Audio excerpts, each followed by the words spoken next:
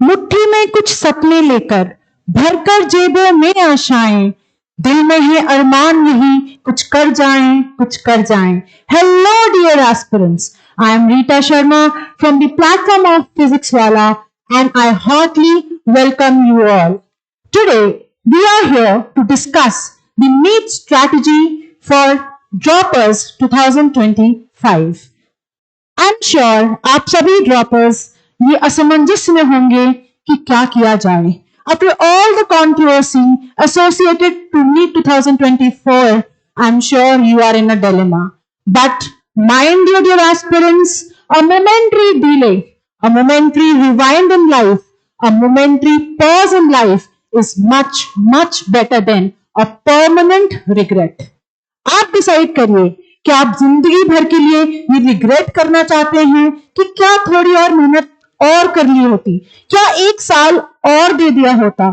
So today here we are for a small discussion on NEET 2025 for our droppers. सबसे पहले first thing first, आपको लग रहा होगा कि चलो डिसाइड कर लिया आपने कि तैयारी की जाए और एक साल और दिया जाए नीट को. I am sure nobody wants to give up on their dreams, but मैं चाहती हूं कि सबसे पहले तैयारी में लगने से भी पहले आप एक मोमेंट पॉज लें और एनालिसिस करें, एक इन डेप्थ एनालिसिस करें, ये फाइंड आउट करने के लिए कि चूक कहां हुई, आपसे गलती कहां हुई, कमी कहां रह गई. उसके लिए बहुत जरूरी है कि आप वो डिटेल एनालिसिस करें जो आपका खुद का हो. ओके, उसके लिए डियर स्टूडेंट्स, सबसे पहले आप अपना परफॉर्मेंस इन नीट 2024 को स्टडी करें. आप फाइंड आउट करें कि कौन से ऐसे टॉपिक्स हैं जहां आप फ्रीक्वेंटली मार्क्स लूज कर रहे हैं, कौन से ऐसे चैप्टर्स या टॉपिक्स हैं, कॉन्सेप्ट्स हैं जो आपको नहीं आ रहे. कुछ कॉन्सेप्ट्स ऐसे होंगे जो आपको आते होंगे पर आप बहुत माइनर मिस्टेक्स कर रहे हैं, उनको इंप्लीमेंट नहीं कर पा रहे, आपकी कैलकुलेशन मिस्टेक्स हो रही हैं. ये सब पता करने के लिए आपको एक इन-डेप्थ एनालिसिस करना पड़ेगा अपने प्रीवियस अटेम्प्ट का. तो मैं चाहूंगी कि आप नीट 2024 का एक इन-डेप्थ एनालिसिस करें. This will help you to find out what are your strength and what are your weaknesses. आपके ऐसे कौन से कॉन्सेप्ट्स हैं जो वीक रह गए हैं, ऐसे कौन से कॉन्सेप्ट्स हैं जो स्ट्रांग हैं, जिनमें आप ज्यादा टाइम ना भी इन्वेस्ट करें तो भी आप उन क्वेश्चंस को क्रैक कर लेते हैं. कुछ क्वेश्चंस ऐसे होंगे जहां पर आप कमजोर पड़ रहे हैं, तो आप प्लीज फाइंड आउट करें कि आपके वीक टॉपिक्स क्या हैं, आपके स्ट्रांग टॉपिक्स क्या हैं और उनकी एक लिस्ट बनाएं so that you can manage your time well. आप टाइम मैनेजमेंट बेटर कर पाएंगे. आपको बहुत जरूरत पड़ेगी कि आप अपना टाइम ज्यादा वहां इन्वेस्ट करें जिन टॉपिक्स में आप वीक हैं. So in depth analysis is your first step even before starting your preparation.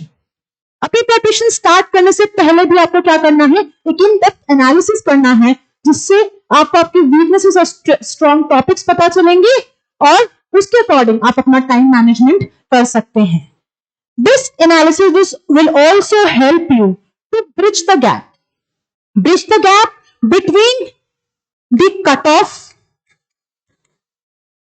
And your score. आपका स्कोर जो आप अचीव कर रहे हैं और कट ऑफ के बीच का जो ब्रिज है वो आपको कवर करना है. Okay, so students, analysis will help you strategise your performance well. Next is make a plan.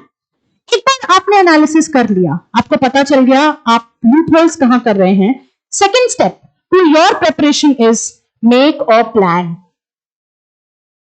बहुत क्लीशे साउंड होता होगा आपको, लेकिन अगले दिन की प्लानिंग आप एक रात पहले कर लें. इससे क्या होगा, next day when you wake up you are not aimless, you are motivated, you have a motive, you have a plan. This plan need not be just a mental plan. ये टाइम टेबल केवल आप अपने sir में नहीं बनाएंगे, आप अपने head में नहीं बनाएंगे. Jot down, take a pencil and paper, jot down your plan. Time table paper pencil लेकर पेपर पे लिखिए या नोट पैड पे बनाइए. This will help you to keep yourself motivated. Prepare a schedule that suits you. हर किसी का time table हर दूसरे स्टूडेंट से डिफरेंट हो सकता है। सो एक ऐसा टाइम टेबल बनाएं जो रियलिस्टिक हो, जो आपके नीड्स को केटर करे। हो सकता है किसी स्टूडेंट्स को फिजिक्स में इश्यू है पर आपको फिजिक्स में इश्यू नहीं है। So make a time table that is individualistic, that caters your needs, that suits you. अपने आप को रोज के अपने आप को रोज के टारगेट्स दीजिए ताकि आप मोटिवेटेड रहें। आपके पास रोज के लिए एक टारगेट होना चाहिए जिसे अचीव करने के लिए आप पूरी मेहनत से लग जाएं। Always adopt a specific to general approach. अब ये क्या है? Always begin your preparation from small topics. This approach of preparation has to be specific to general. आपकी जो अप्रोच है प्रिपरेशन की वो टॉपिक से शुरू होती हुई चैप्टर्स और फिर सब्जेक्ट्स की तरफ बढ़नी चाहिए। Very important, solve as many PYQs as you can. आप जो टॉपिक कंप्लीट करें उसके प्रीवियस ईयर क्वेश्चंस लगाइए, आप जो चैप्टर कंप्लीट करें उसके प्रीवियस ईयर क्वेश्चंस लगाइए। इससे आप हमेशा कनेक्टेड रहेंगे, आप कभी भी कुछ भी न्यूसेंस नहीं पढ़ेंगे। You will not distract yourself. So always stay connected to the previous year questions. Topic wise, chapter wise जो कुछ भी आप पढ़ रहे हैं सबके प्रीवियस ईयर क्वेश्चंस लगाइए। So second step was make a plan for yourself, make a strategy. Next, NCERT is the king. ये भी कोई क्लीशे साउंड हो रहा होगा आपको, लेकिन it is the truth. NCERT king है फॉर बॉटनी एंड जूलॉजी। हम प्रीवियस ईयर नीट से देखते आ रहे हैं दैट प्रीवियस ईयर क्वेश्चंस जो भी बन रहे हैं पेपर्स में नीट के, वो सब NCERT से पिक हो रहे हैं।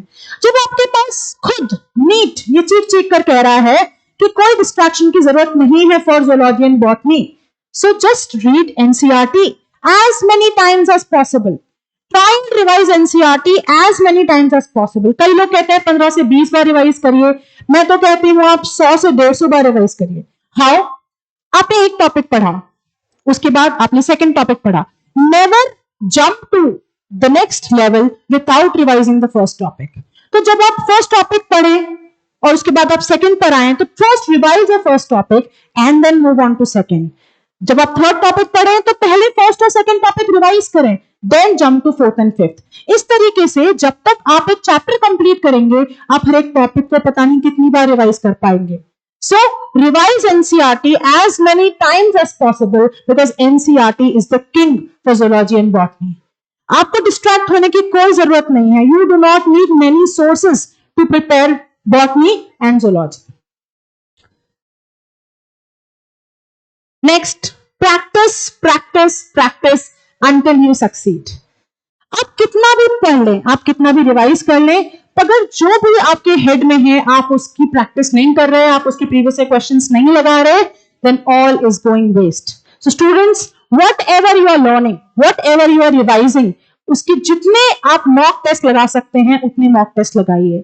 इससे आपको क्या हेल्प मिलेगी? Mock test will provide you real time experience with reference to time and speed management during the exam. आप जो कुछ भी पढ़ रहे हैं, मॉक टेस्ट आपको मेन एग्जाम का रियल टाइम एक्सपीरियंस देता है। आपको हेल्प करते हैं मॉक टेस्ट टाइम मैनेजमेंट करने में, स्पीड को इंक्रीज करने में, because all of us know it is all about speed as well. So it is important कि आप अपना एग्जाम में ना कुछ सब कुछ जानते हो बल्कि आप टाइमली अपना पेपर कंप्लीट कर लें। तो mock test will help you in completing your paper in time, in managing your time during your exam. So practice, practice until you succeed, until you get that score that you want. A 3-step rule: revision, mock test, self-assessment. सबसे पहले आप पढ़ें, learn करें, उसे revise करें, जो भी आपने पढ़ा है उसको मॉक टेस्ट में परफॉर्म करें, and then mistake analysis is a very important step. Self analysis is very important. आपने जो भी मॉक टेस्ट परफॉर्म किया उसमें अपने स्कोर को एनालाइज करें, अपनी वीकनेसेस को देखें, अपनी स्ट्रेंथ को देखें, and repeat this steps again. So revision, mock test and assessment goes hand in hand. Add your USP to your preparation. आपके प्रिपरेशन में बाकी स्टूडेंट की प्रिपरेशन से क्या अलग है? तो अपनी एक आइडेंटिटी, अपनी एक यूएसपी, अपना एक मसाला अपनी प्रिपरेशन में जरूर ऐड कीजिए। That will take you to success. Make use of diagrams to understand your concepts well. तो botany, zoology, as well as other subjects, जितना ज्यादा आप डायग्राम से सीख सकते हैं, उतना ज्यादा डायग्राम्स से अंडरस्टैंड करने की कोशिश कीजिए अपने कॉन्सेप्ट्स को, because pictures have a deeper impact on our minds rather than listening. So, draw as many diagrams as you can to understand concepts well. Create mental maps for various concepts to learn efficiently. जो भी आपने कुछ पढ़ा उसे एक paper पे आप brief में जरूर नोट डाउन कीजिए, in your own words, giving your identity to your notes. Create mnemonic codes. Make songs. Hi, hello, Lithi bird, BCNOF, Neena ने मंगाया आलू, silly people should clarify, arithmetic के calculation. अगर मैंने ये बचपन में गाना नहीं पढ़ा होता तो मुझे इन एलिमेंट्स का नाम याद नहीं रहता आज तक. If I remember this, it's because of this song that my teacher created for us. Same applies to you, my dear students. Mnemonic codes create कीजिए, अपने खुद के गाने बनाइए. Make study interesting for you. Don't burdenize yourself. Let it be a playful experience for you. So, create your own songs. Create your own identity in your preparation. ये मसाला और USP आप अपनी preparation में जरूर ऐड कीजिए. You will begin to learn the process for this preparation. Healthy mind lies in healthy body. ये आपको फिर से क्लीशे लग रहा होगा, बट हमारे पेरेंट्स हमें कहते रहते हैं अच्छा खाओ, अच्छा पियो, indulge yourself in exercise, indulge yourself in some sports activity. So here I would request you to take out at least 30 minutes for yourself. पूरे दिन में से, पूरे दिन की भाग दौड़ में से अपने लिए 30 मिनट जरूर निकालिए and try and indulge yourself in any activity that you like. It can be listening to music, it can be a sports that you like, it can be cricket, football, chess, anything. Just indulge yourself in a 30-minute sports activity or any activity of your choice. It will help you de-stress yourself. So, you can indulge yourself in any sports, music, or as simple as walking. Also, हम समझते आए हैं आज तक कि meditation आपको जरूर help करेगा.